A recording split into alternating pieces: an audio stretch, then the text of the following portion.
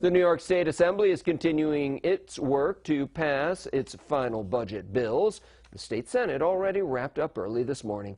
News Channel 34's Karina Capabianca has more on what the $212 billion budget includes and why progressives are celebrating. This would not have happened had we not taken the Senate majority a couple years back. Yep. It would not have happened if we did not defeat the IDC a couple years back.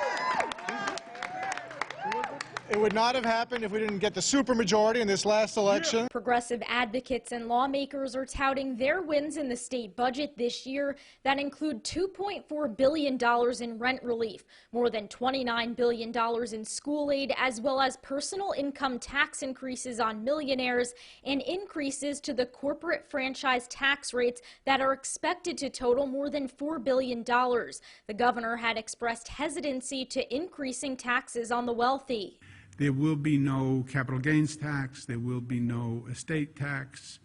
The feeling was that those taxes would do damage to the state. Another gain for progressives is the $2.1 billion in state dollars going to an excluded worker fund for undocumented immigrants. Some Democrats and Republicans opposed the measure. Think about all we could do and all that we should do with this $2.1 billion being spent on the fund. Every year, veterans advocates have to beg and plead for Dwyer program funding. So many local governments are not given the funding they so desperately need.